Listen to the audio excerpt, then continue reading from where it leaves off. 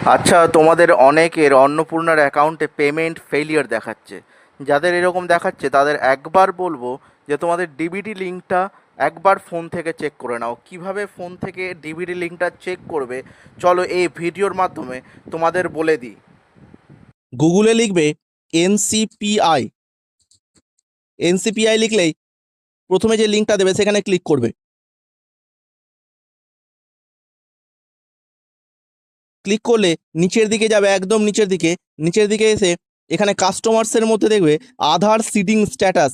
এই যে আধার seeding status, এখানে ক্লিক করবে।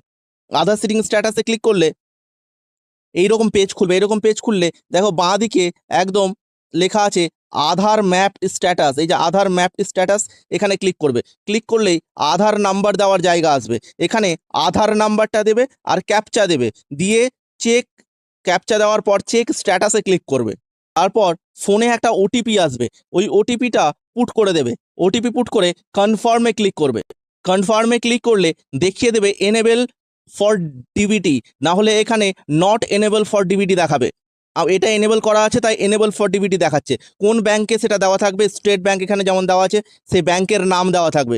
এরকম এনেবল লেখা থাকলে বুঝে নেবে ডিবিটি লিঙ্ক করা আছে। এই এনসিপিআই এর মাধ্যমে খুব সহজে করা যাবে। এবং আধার কার্ডের যে ওয়েবসাইট, সেখানে একটু ওয়েবসাইটটা হ্যাং করছে এবং সময় লাগছে। তো এই এনসিপিআই এর মাধ্যমে তোমরা দেখবে খুব সহজে দেখতে পারবে।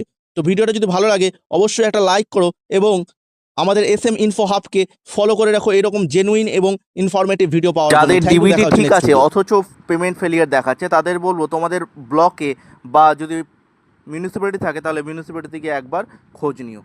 Thank you.